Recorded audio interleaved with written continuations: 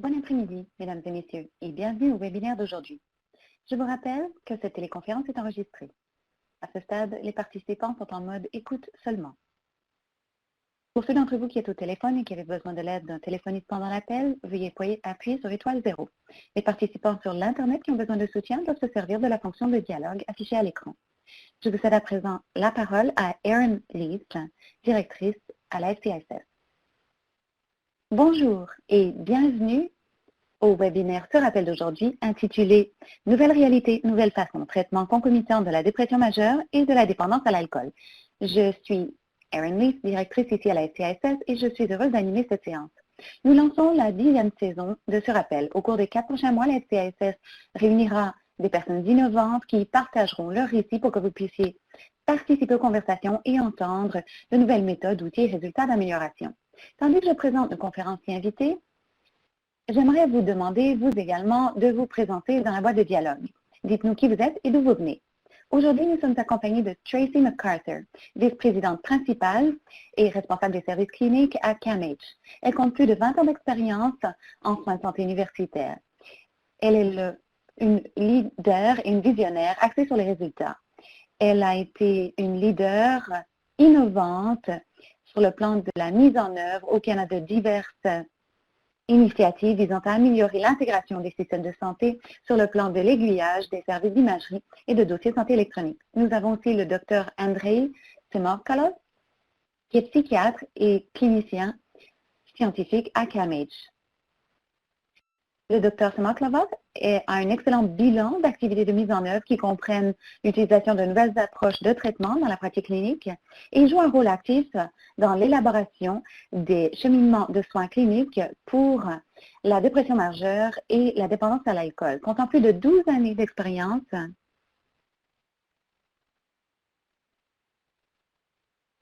à titre de psychiatre, il a été chercheur principal et chercheur conjoint de plusieurs projets de recherche et il a publié plus de 63 articles sur lesquels il se concentrait sur les troubles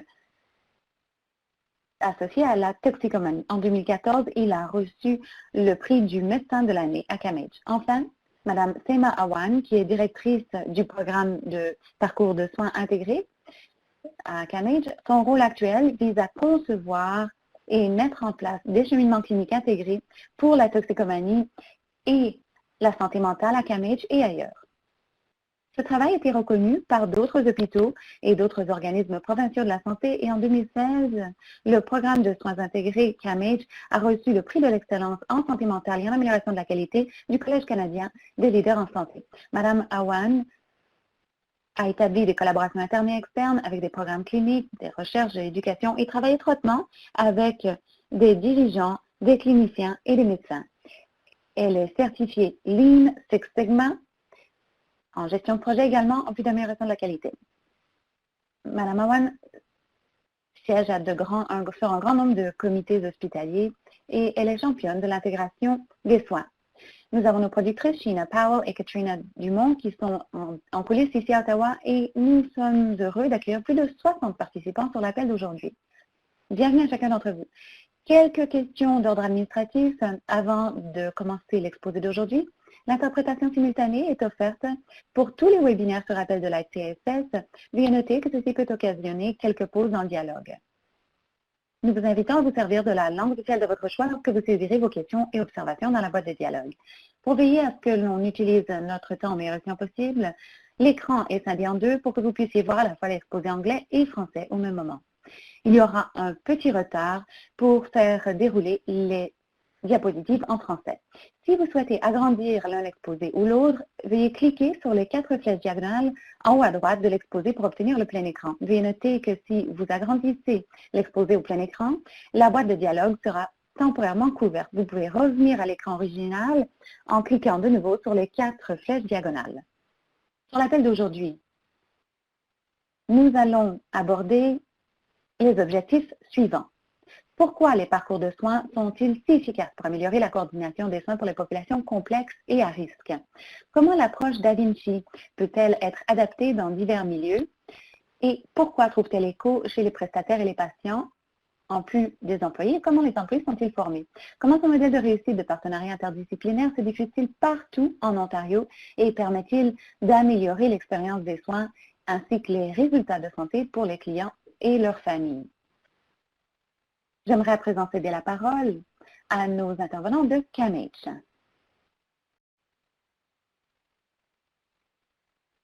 Ici Tracy MacArthur.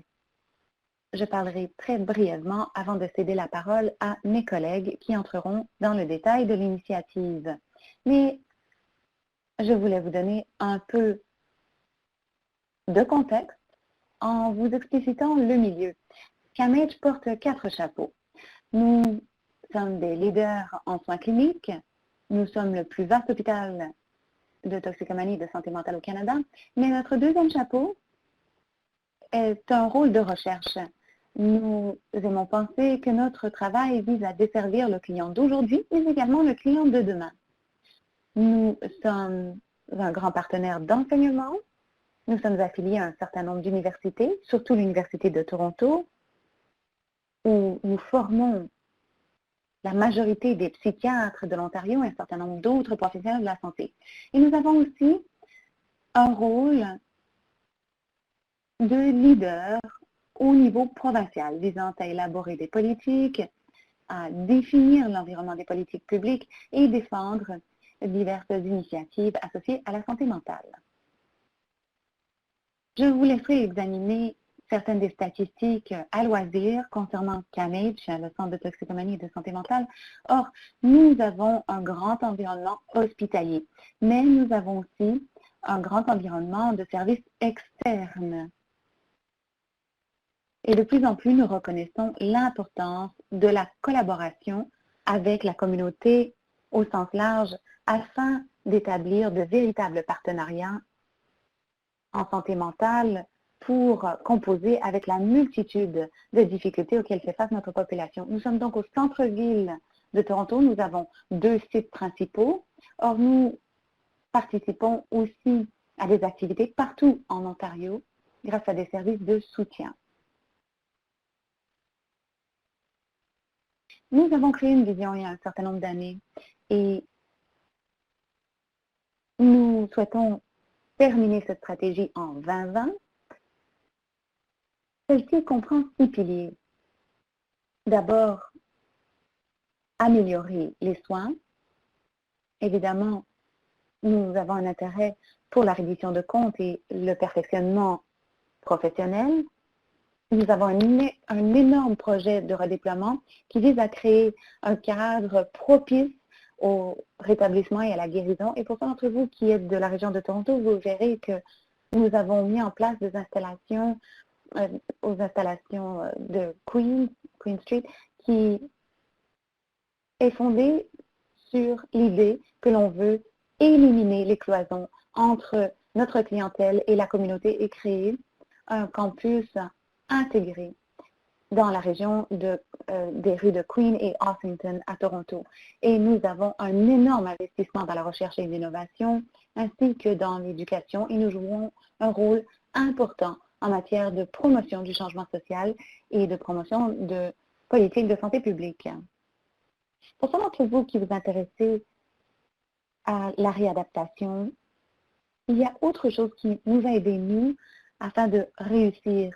La première chose est d'avoir une approche fondée sur des données. Nous avons investi dans d'autres initiatives qui nous ont permis de produire énormément de données et de véritablement comprendre notre communauté de patients, nos clients et ce dont ils ont besoin. Et nous avons élaboré ce parcours, ce cheminement, ainsi que bien des autres pour satisfaire ces besoins. Donc, le patient est au centre de nos interventions grâce aux données. Deuxièmement, comme je le disais, nous avons une énorme initiative de redéploiement, comme je le disais, de rénovation. Et ce genre de travail est difficile. Et il faut parfois un catalyseur pour l'impulser. Alors, je vous encourage à vous servir d'autres initiatives de changement qui peuvent se produire dans votre milieu. Dans notre cas, nous avons voulu inscrire les innovations et les changements en santé à l'initiative de rénovation plus générale. Je conclurai en disant que notre programme de soins intégrés relativement nouveau. Il a commencé en 2013. Or, nous avons fait des améliorations dont nous sommes très fiers, fondées sur les données probantes et sur l'établissement d'un continuum, non seulement pour créer un parcours grâce à une approche intégrée et à la participation de cliniciens et d'autres qui informent la conception, mais aussi grâce à une approche itérative de mise à l'essai et d'évolution progressive. Donc, vous en entendrez davantage parler aujourd'hui et sur ce, je vais céder la parole à mes collègues. Seima Awan, merci Tracy. Je vais rapidement passer en revue la subvention du programme Arctic avant de céder la parole à mon collègue, le docteur Samo Cavallo.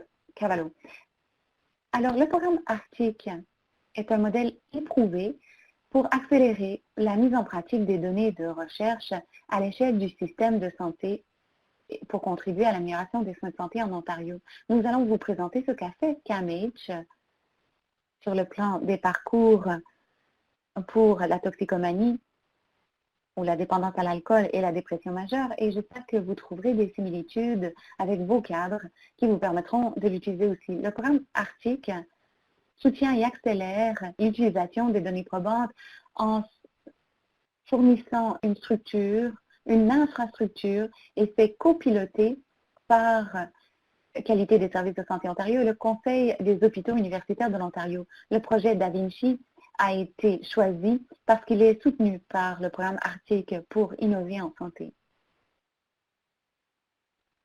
Et brièvement, pour le parcours de la dépendance à l'alcool et de la dépression majeure, nous vous présenterons l'infrastructure et nous vous expliquerons comment on s'est servi de l'infrastructure du programme Arctic et comment on s'est servi de l'expertise, de l'infrastructure d'Arctic pour véritablement mettre en œuvre quelque chose qui soit rapide et efficace. Je cède la parole donc au Dr Samakolov qui vous présentera notre cheminement. Dr Andrei Samakolov. Alors, notre projet est fondé sur notre parcours de soins intégrés pour la dépendance à l'alcool et la dépression majeure. Et donc, avant d'entrer dans la mise en œuvre, j'aimerais parler des parcours de soins intégrés en général et de ce parcours en particulier que nous avons élaboré à CAMH. À la diapo, vous voyez la définition d'un parcours de soins intégrés. Donc, PSI, le parcours de soins intégrés, se définit comme un aperçu multidisciplinaire des soins prévus établi en fonction d'une période de temps pertinente pour aider les usagers à avancer progressivement dans une expérience clinique visant l'atteinte de résultats positifs. Une définition donc très vaste que l'on voulait opérationnaliser dans le contexte de CAMH.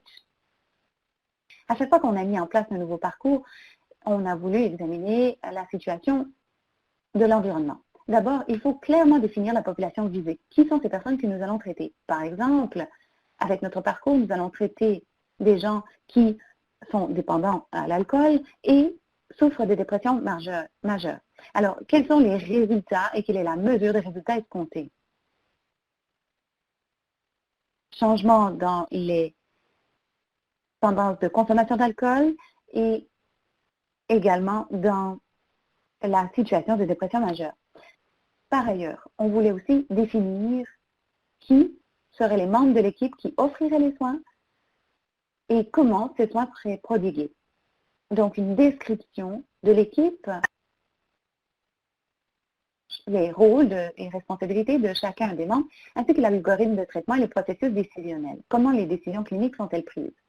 Et au cours des 2 dernières années, CAMH a élaboré et mis en œuvre 9 parcours de soins intégrés pour des cas et groupes de patients particuliers. Pour des maladies, on va dire des troubles, ou des groupes de patients particuliers.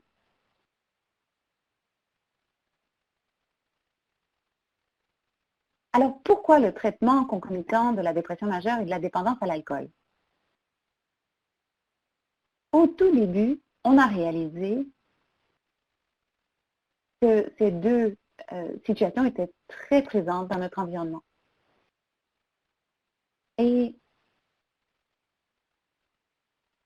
on a constaté que des professionnels très compétents étaient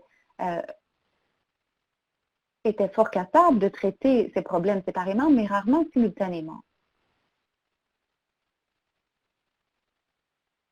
Et c'était parfois associé à la façon dont les rôles et responsabilités étaient répartis. Donc, on pouvait traiter les patients atteints de dépression majeure une fois qu'ils avaient reçu des services de toxicomanie. Et inversement. Et on sait à la lumière de la littérature scientifique que ce n'est probablement pas la meilleure approche. Donc, il n'y avait pas de consensus sur ce que devrait être le traitement. Devait-il être séquentiel ou simultané? Il n'y avait pas non plus de psychothérapie qui pouvait être un complément au médicament, à la pharmacothérapie. Et on ne savait pas non plus quel médicament devait être prescrit. Il y a beaucoup d'antidépresseurs, 20 ou 30, et souvent, c'est aux cliniciens de déterminer auquel recourir. Il n'y a pas d'excellents conseils à cet effet.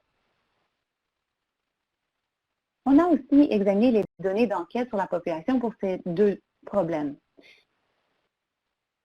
Je vais parler de dépendance à l'alcool ou de troubles de dépendance à l'alcool de manière interchangeable parce que les statistiques sont très semblables entre les deux problèmes. Le DSM-5 a redéfini abus d'alcool et dépendance à l'alcool et les a combinés en troubles de dépendance à l'alcool. Donc, l'enquête sur la santé des collectivités canadiennes a montré que une personne sur 5 au Canada a un problème de dépendance à l'alcool et à peu près pareil pour un épisode de dépressif majeur, ce qui montre que ces deux situations sont très présentes. On a aussi examiné les données de comorbidité. L'information dont on dispose remonte à il y a environ 10 ans, malheureusement, mais on peut quand même s'y fier. Vous voyez que si une personne a un de ces problèmes, elle a 2 fois plus de chances d'avoir le deuxième problème que dans la population générale.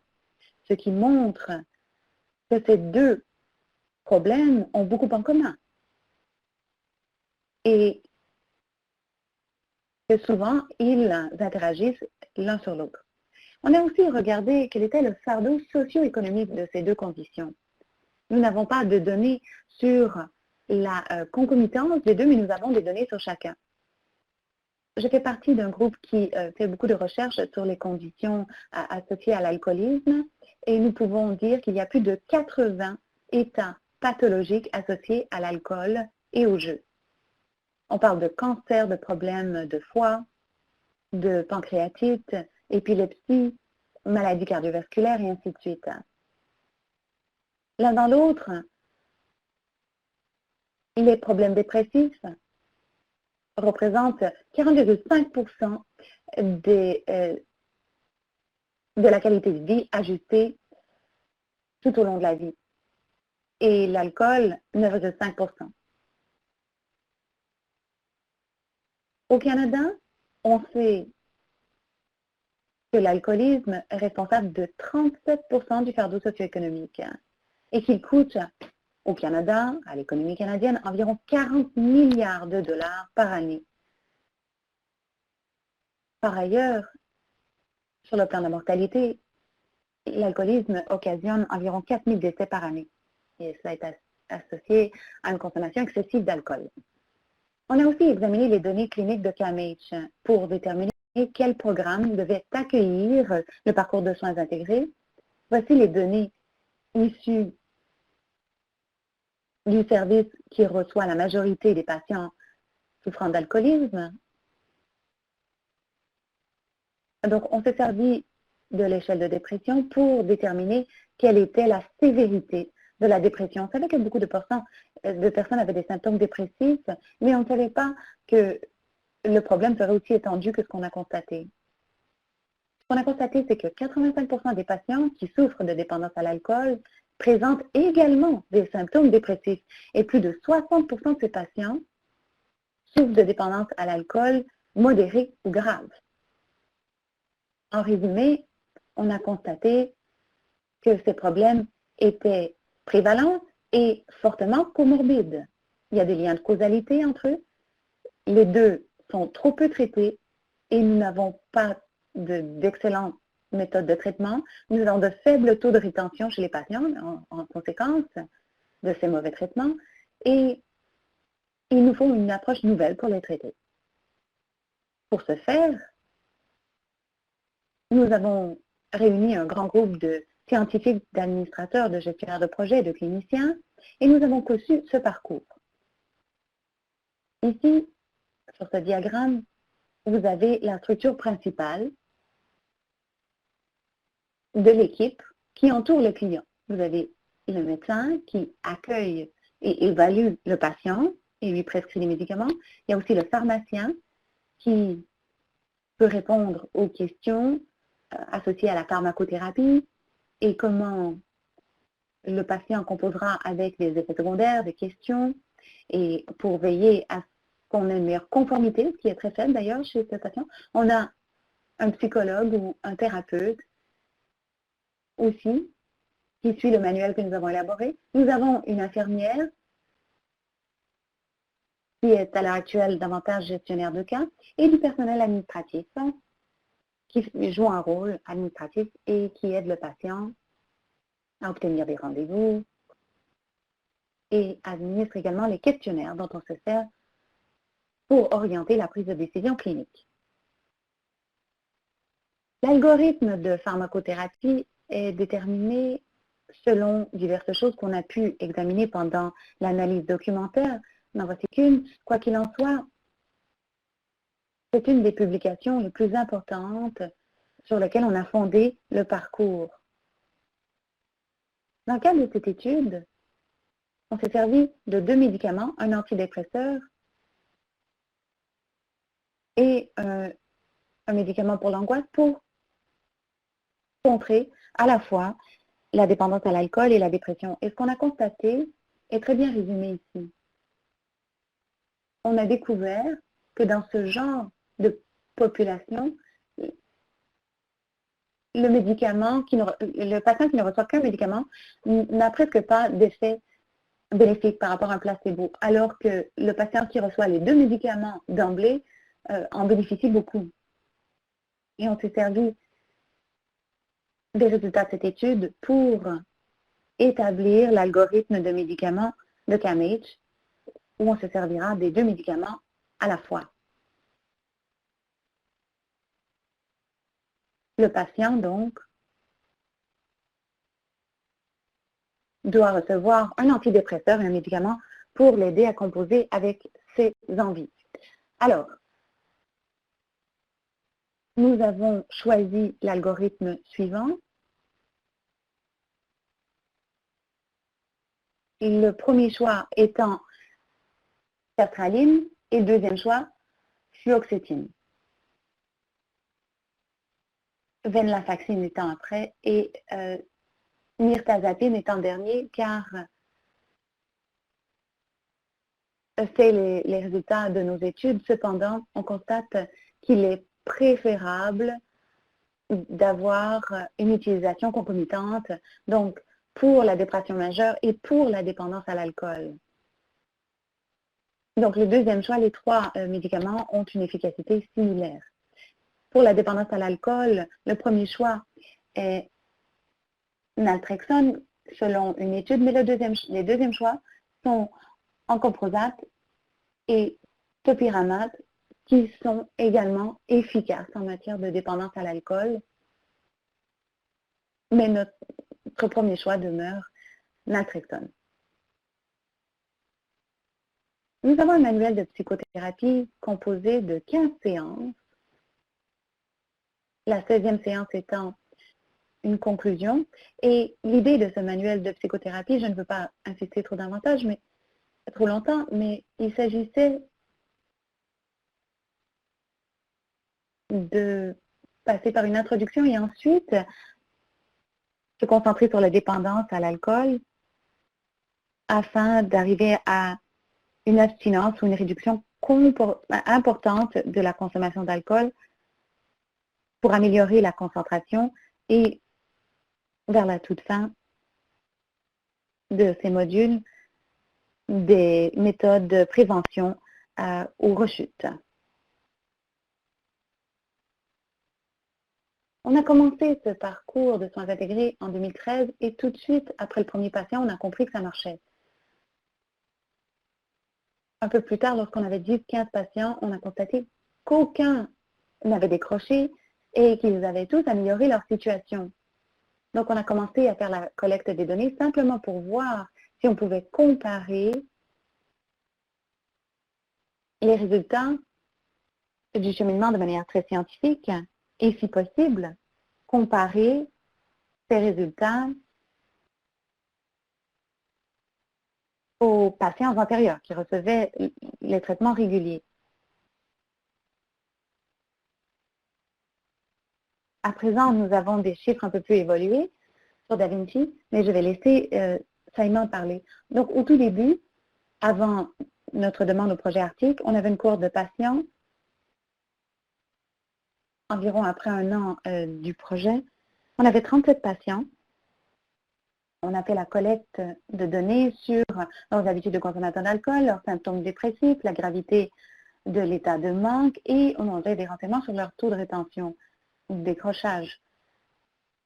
On a voulu comparer à un historique et on a identifié 92 patients du même service qui étaient aussi alcooliques et qui présentaient des symptômes dépressifs.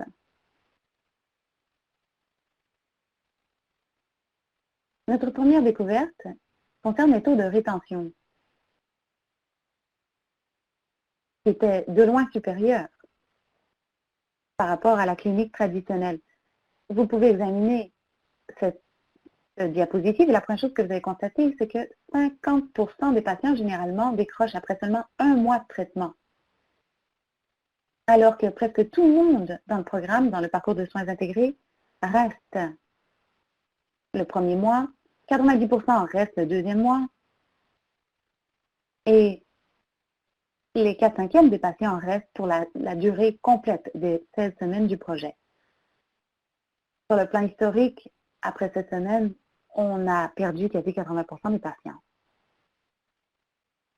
Malheureusement, on n'avait pas beaucoup de renseignements sur la consommation d'alcool et les symptômes dépressifs dans le groupe contrôle, mais on a d'excellentes données pour les patients du parcours de soins intégrés. Et comme vous le voyez ici, il y a une réduction importante dans la sévérité des symptômes dépressifs. On s'est servi de deux échelles pour le déterminer. Et donc, les résultats sont significatifs sur le plan statistique. On a des données à présent sur 80 patients et les données sont encore supérieures. Pour la sévérité de l'état de manque, ça s'est amélioré. Donc, les médicaments marchent, mais on ne peut pas dire que la gravité de l'état de manque est un résultat important. Ça montre que les patients ont toujours ce sentiment de manque, mais en dépit de tous ces états de manque, tous nos patients ont réussi à réduire leur consommation d'alcool. Vous voyez, ils ont énormément réduit la consommation importante d'alcool et le nombre de jours de consommation. Ce sont nos résultats cliniques et scientifiques les plus importants. Par ailleurs, on a commencé à se servir d'un questionnaire pour déterminer si nos patients appréciaient nos efforts ou s'il y avait quelque chose qu'on pouvait faire pour améliorer nos services. On voulait voir quelle était la perception du service. Et une des premières découvertes qu'on a faites, c'est que beaucoup de patients avaient l'impression de faire partie de quelque chose de particulier.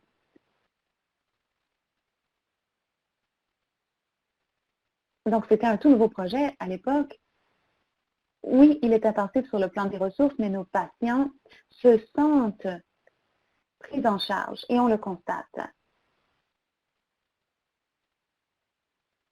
On avait tous l'impression d'avoir créé une excellente alliance avec notre patient. On avait l'impression de bien connaître nos patients et que nos patients nous connaissaient. Nous n'avons pas réduit, bon, c'est un parcours de santé intégré, donc on n'a pas diminué le nombre de caucus hebdomadaires des équipes. On se réunit régulièrement et c'est d'ailleurs souvent une expérience très intéressante car on apprend à connaître ses patients très, très bien. Par ailleurs, c'est fascinant de voir à quel point on peut rater des informations si on ne fait pas de concertation pluridisciplinaire. Si tous les membres de l'équipe, donc les médecins, les pharmaciens, les infirmières, contribuent, on obtient tous les morceaux du casse-tête qui nous permettent de mieux desservir notre patient. Donc, lorsqu'on a administré ce questionnaire de satisfaction, après 1 an, un peu moins de la moitié des patients étaient satisfaits, un peu plus étaient très satisfaits. Il y a eu une amélioration considérable des symptômes chez 94% des patients et on ne parle pas de résultats scientifiques ici, mais plutôt de perception. Donc, même les gens qui réduisaient un peu leur consommation d'alcool avaient l'impression qu'il y avait une amélioration. Tous les patients ont dit que le PSI avait changé leur vie de manière positive et tous les patients recommanderaient le PSI à un ami. Même les patients qui étaient toujours déprimés ont dit que le parcours avait changé leur vie de manière positive et leur a donné des outils qui les aideraient à mieux comprendre leurs symptômes et à les gérer. Donc, l'approche est faisable et elle a de bien meilleurs taux de rétention que le traitement habituel. L'amélioration des patients est manifeste sur plusieurs plans, notamment les symptômes dépressifs, les habitudes de consommation d'alcool. Et les objectifs du projet ont été atteints et on peut démontrer que le parcours de soins intégrés est une approche de traitement prometteuse qui doit être mise à l'échelle de manière plus générale. Ce qui nous mène au projet DaVinci, qui est un élargissement du PSI. Et Saima vous en dira plus. Saima Awan. Bon, alors je vais vous présenter notre cheminement très rapidement pour veiller à ce qu'on ait du temps pour entendre vos questions. Alors, le projet DaVinci signifie dépression et alcoolisme, validation d'initiatives de soins intégrés. Et l'objectif de CAMAGE est de voir la santé mentale et la toxicomanie comme un programme qui fait l'objet d'une approche plus intégrée et pour veiller à ce que les soins pour ces deux troubles soient plus coordonnés. Si on regarde les soins cardiaques ou les soins pour le cancer, ça n'a pas d'importance à qui s'adresse le patient, surtout pour les soins en oncologie dans la province, ils recevront des soins centrés, fondés sur des données probantes pour leur traitement. Donc, on voulait avoir la même culture en santé mentale et en toxicomanie.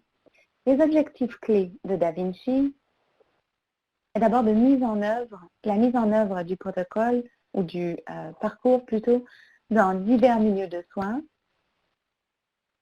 Donc, ce n'est pas tout le monde qui a les mêmes ressources ou les mêmes milieux de soins que CAMAGE. Donc, ça, c'était notre premier objectif. Ensuite, améliorer l'accès au traitement de troubles concomitants parce qu'il y a d'importants écarts, non seulement ici au Canada, mais également à l'étranger, sur le plan du traitement de la santé mentale et de la toxicomanie de manière concomitante. On a commencé par la dépression et l'alcoolisme, mais évidemment, à CAMAGE, on envisage d'autres troubles également.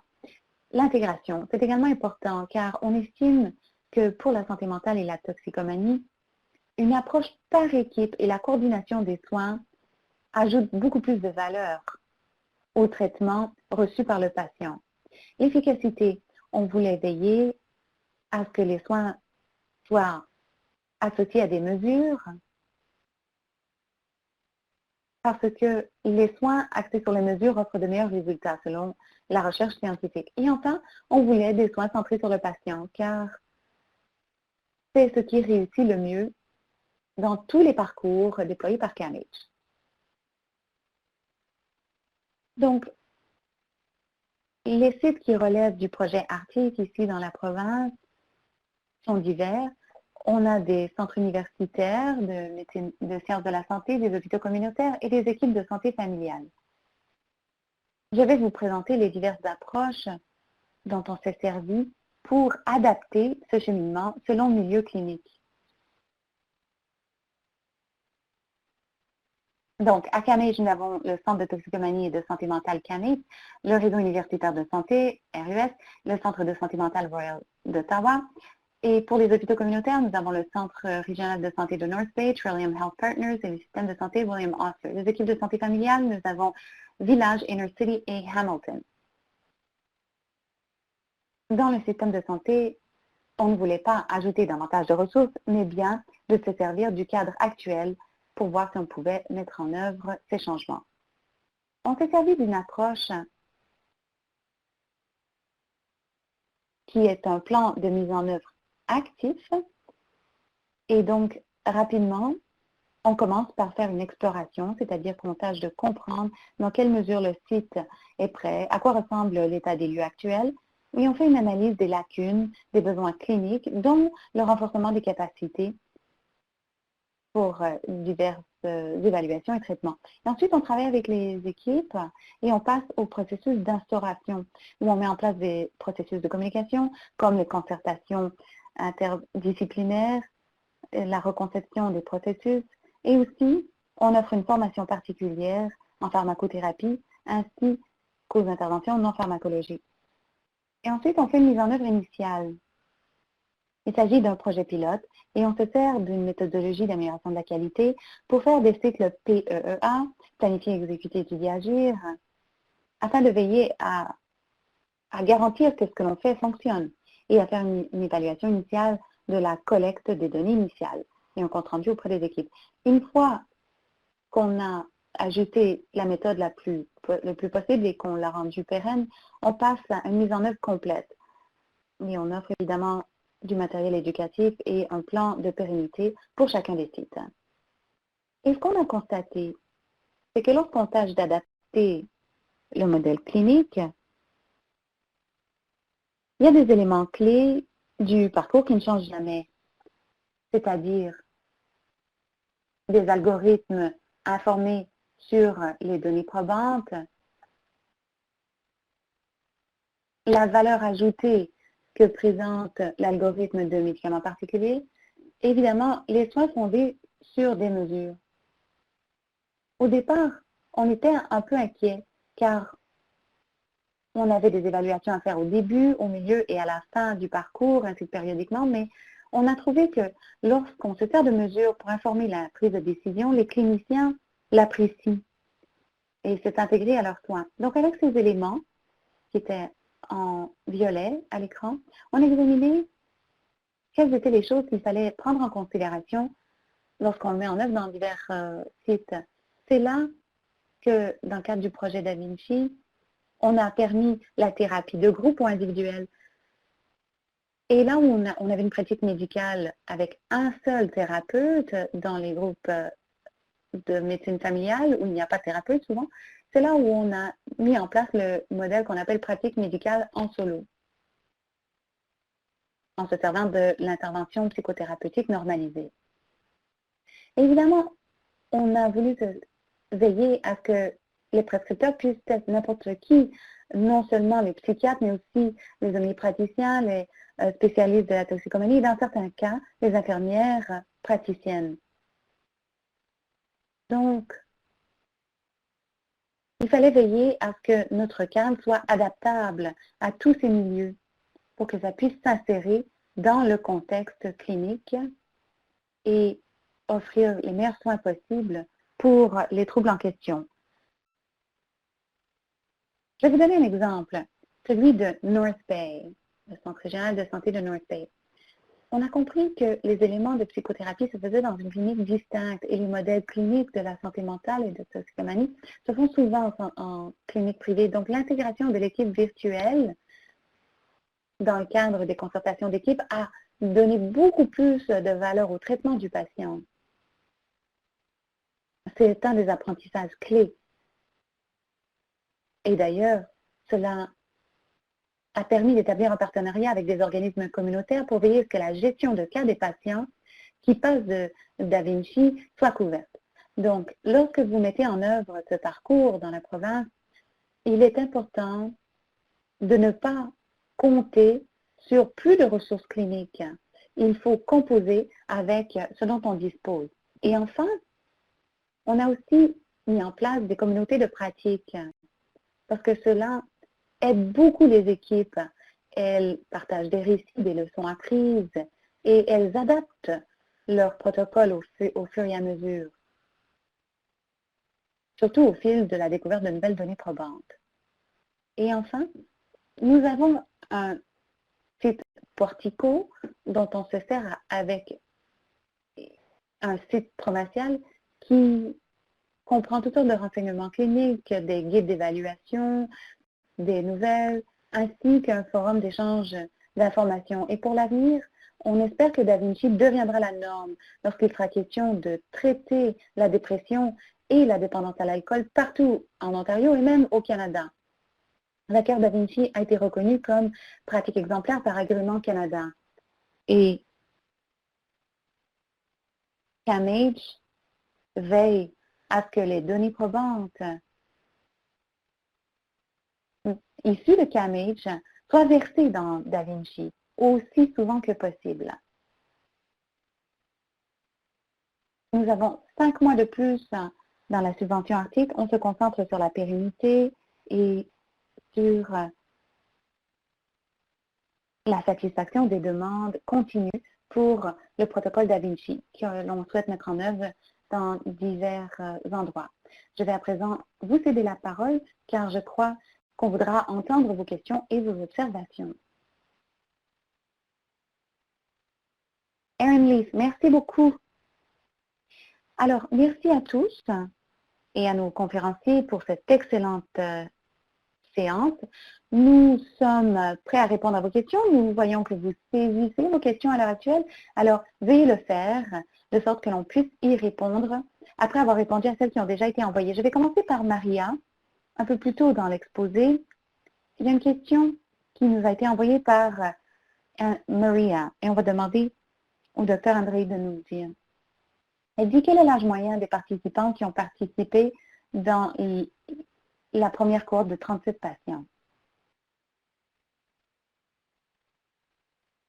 Docteur Samokavalov, on ne traitait que les adultes, et je dirais en moyenne, c'était de 22 à 67 ans. La majorité étant dans la trentaine et la quarantaine. Erin Leith. Et avez-vous constaté une différence? C'était un petit groupe, mais est-ce que vous avez constaté une différence entre les gens qui étaient plus jeunes par opposition à ceux qui étaient plus âgés? Docteur Samokavalov, oui, mais c'est un peu difficile de résumer de manière significative sur le plan statistique. Personnellement, je vous dirais que les patients plus âgés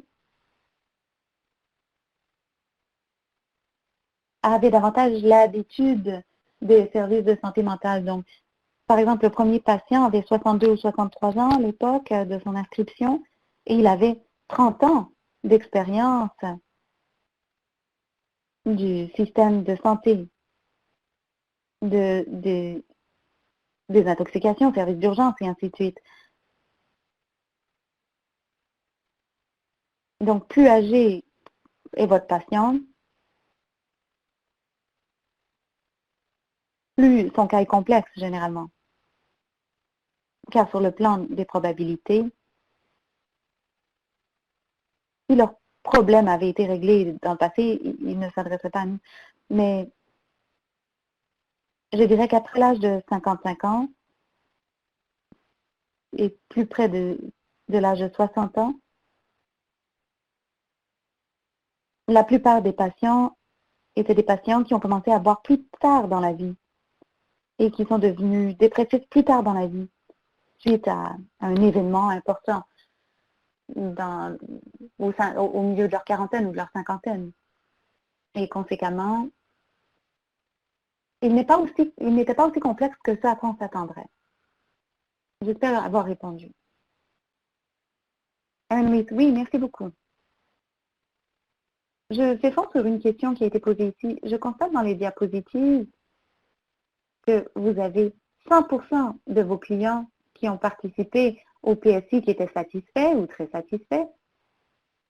Et donc, une participante se demande comment l'expérience collaborative du patient diffère-t-elle d'autres programmes de CAMH et pensez-vous que la différence est associée au fait que le programme vous a donné de nouvelles ressources, DaVinci en particulier, ou s'il s'agit d'alliances thérapeutiques ou d'une approche interdisciplinaire, ou encore si vous pensez que c'est la conséquence des deux traitements, de l'intégration des deux traitements, santé mentale et toxicomanie. Docteur Samokavala. Alors, je vais commencer et ensuite je céderai la parole à mes collègues. La différence entre notre façon de collaborer, d'offrir des soins en collaboration par rapport à ce qu'on fait normalement à CAMH, c'est que nous avons une structure additionnelle. Tous les cliniciens de CAMH doivent travailler en partenariat avec d'autres professionnels de la santé. Comme médecin, je suis censée débattre du cas de mes patients dans le cadre de concertation avec d'autres professionnels, surtout les cas les plus complexes. Nous avons des infirmières qui communiquent avec les médecins au fur et à mesure de l'évolution de patients, mais c'est au besoin, ou si les cas sont complexes. Dans le cadre du PSI, on avait une réunion hebdomadaire où on discutait du cas de tous les patients. Et ceci nous a fait réaliser que même les patients qu'on estime moins complexes, ils présentent quand même un certain niveau de complexité. Donc, parfois, je voyais un patient qui était dépressif et qui avait des problèmes de consommation d'alcool, alors je prescrivais les deux médicaments et je surveillais les résultats. Et sans la concertation d'équipe, peut-être que j'aurais raté un certain nombre de facteurs socio-économiques qui contribuent à leurs problèmes. Donc, comme nous avons cette concertation d'équipe, nous discutons du cas de tout le monde. De sorte que nous avons de meilleurs résultats. Saima Awan. Oui, je suis d'accord. Et pour revenir à la question, une des choses que nous avons faites, c'est qu'on a fait un groupe de discussion avec les patients avant de concevoir le PSI. On voulait savoir de la part de nos patients qu'est-ce qui fonctionnait, qu'est-ce qui ne fonctionnait pas, à la fois du côté de la dépendance et de la dépression. Et ils nous ont donné beaucoup de réflexions à savoir comment renforcer le système, quels sont les écarts du système et à quoi ressemblera un système intégré. Donc, en se servant de ces renseignements et en n'ayant pas de ressources additionnelles, mais aussi on a travaillé sur le renforcement du travail d'équipe lorsqu'on a mis en place le PSI au sein de l'équipe clinique pour que tout le monde comprenne les rôles et responsabilités de chacun et que chacun travaille ensemble de manière interprofessionnelle. Sur le plan de la deuxième question, l'intégration des deux traitements, oui, effectivement, c'est ce que nous disent les données probantes. Il faut traiter les deux conditions en même temps. On constate d'excellents résultats pour ce parcours d'ailleurs. Erin Lees, merci. Alors, je vais continuer. Prochaine question. Une question qui s'adresse à vous, Dr. Samakanov. Les opiacés sont un gros problème. Y a-t-il des initiatives à l'heure actuelle qui traiteraient à la fois de la consommation d'opiacés et de la dépression? Docteur Samokavalov. Oui, c'est une grande préoccupation. Et il y a quelques pistes possibles. D'abord, la dépendance aux opiacés est un problème.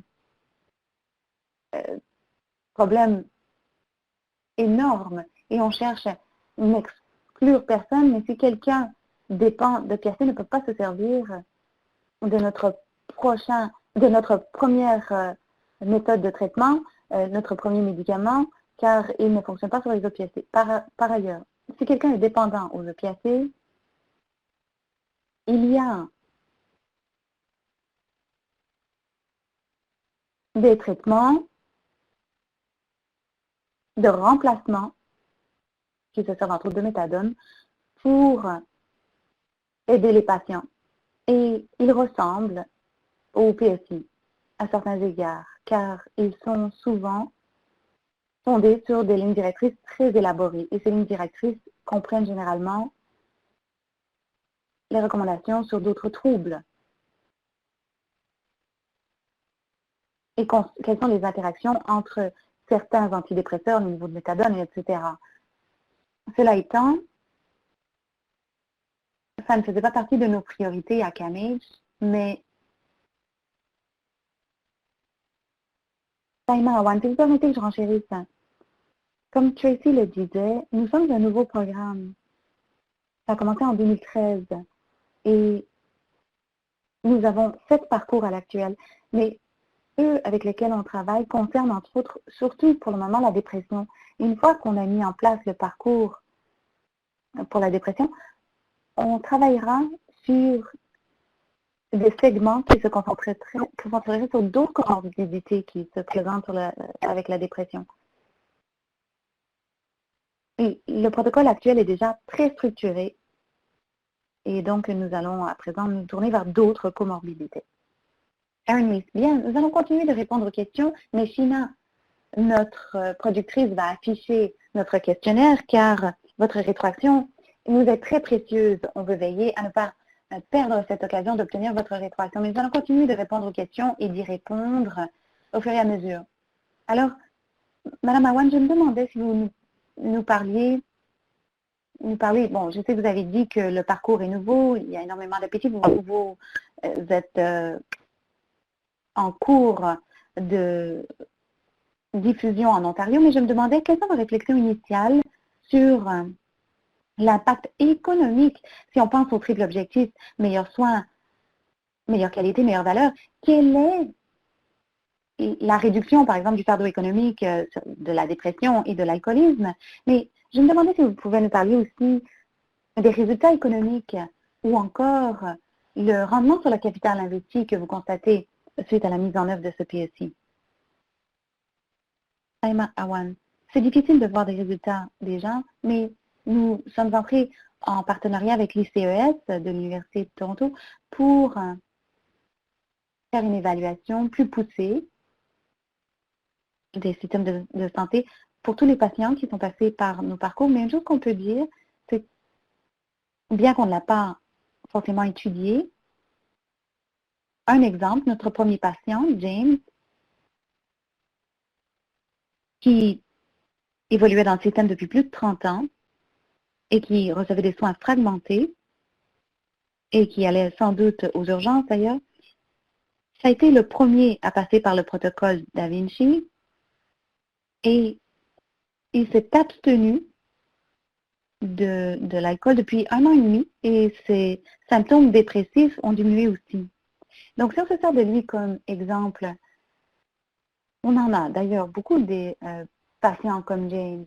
Alors, lorsqu'on fait une étude officielle, je pense que sur le plan logique, on déterminera, bon, même si le parcours est assez exhaustif, il offre des soins qui auront sans doute de bien meilleurs résultats que les traitements habituels, conventionnels. Et c'est une base de soins fondés sur des données probantes qui, on le sait, est bénéfique. Merci, Saïma. Bon, avant que le temps ne soit complètement écoulé, on va passer en revue quelques autres questions.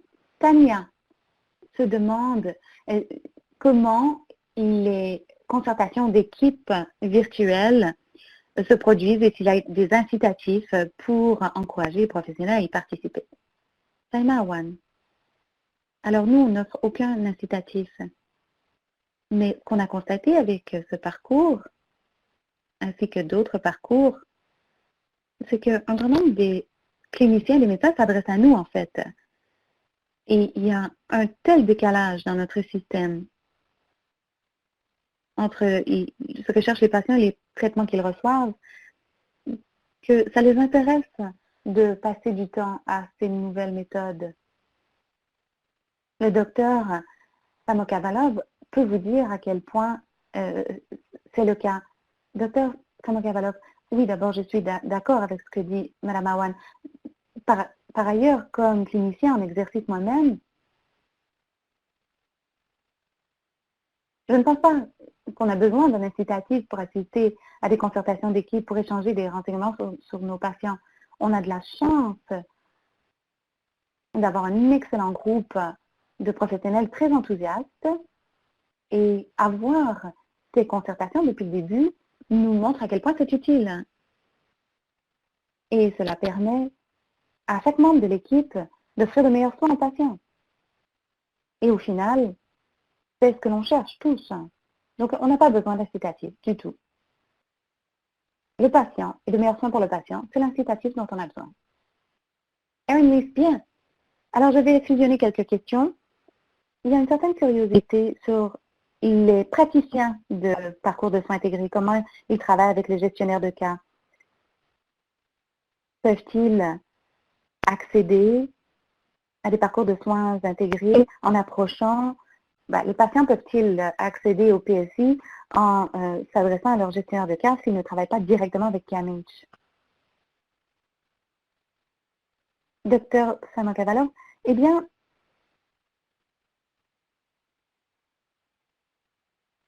je crois que vous reprenez la question de Mike Franker qui demande s'il y a des gestionnaires de cas désignés. Eh bien, généralement, ce sont des infirmières. Et la deuxième partie de la question concernait pour ceux qui n'ont pas de PSI dans leur région, s'ils peuvent s'adresser à un gestionnaire de cas pour y accéder. La réponse est oui. Mais nous venons à peine de commencer le déploiement dans l'ensemble de la province. Il y a 8 centres dans la province qui offrent ce genre de soins et ça n'a pas été un problème jusqu'à présent. On a vu d'autres problèmes où quelqu'un, par exemple, se trouve à Oshawa et qu'il faut 1h30 pour obtenir des traitements au centre le plus proche, c'est-à-dire CAMH à Toronto. Ça, c'est un problème. Erin Lise, merci beaucoup. Très brièvement, nous avons une dernière question de Judith. Comment formez-vous les omnipraticiens pour dépister et traiter ces maladies puisqu'elles sont touchées par le déni et l'isolement? Docteur Samokavalov, nous avons des séances en petits groupes où moi-même et mes collègues médecins assistent et rencontrent de petits groupes de médecins où on explique chaque aspect de la maladie. Comment prendre des décisions cliniques, quelle est la justification pour chacune des décisions. Et souvent, ils posent des questions comme celle-là, et nous y répondons. Saima Awan, le plus vaste groupe de personnes qui nous a approchés, c'est généralement les omnipraticiens. Et entre autres, nous entrons en partenariat avec l'équipe de santé familiale de Hamilton pour concevoir un cours qui sera dispensé par l'Université de Toronto sur Da Vinci, où nous allons offrir davantage de renseignements sur l'évaluation et les possibilités de traitement, ainsi que sur le diagnostic des 2 troubles concomitants, surtout la dépendance à l'alcool, car j'estime que, effectivement, c'est fort touché par le déni et l'isolement. Donc, il faut renseigner davantage, sensibiliser davantage. En plus, il faut renseigner davantage sur l'utilisation de médicaments qui composent avec l'état de manque, quelque chose qui est peu utilisé ici au Canada et à l'étranger. Ça fait partie de notre stratégie de sensibilisation des omnipraticiens. Erin Lise, merci beaucoup. Alors, le temps est écoulé, mais Continuez d'envoyer vos questions et nous allons les céder à nos conférenciers et faire de notre mieux pour vous y répondre le plus rapidement possible. Mais je pense qu'une bonne partie des questions ont fait l'objet d'une réponse. Mais continuez de les envoyer. Nous serons heureux d'y répondre. Alors, merci à tous de votre participation. Nous espérons que nous avons trouvé cette séance informative et qu'au cours des 2 prochains webinaires, dont le premier est le 12 octobre, où on entendra parler des leçons et des réussites de l'équipe de bien-être de Santé Canada auprès des Autochtones, et le 5 décembre, où il sera question de l'amélioration de l'accès, des résultats, de la satisfaction dans les diagnostics doubles, où on présentera l'équipe du Royal d'Ottawa. Le calendrier est affiché sur notre site web.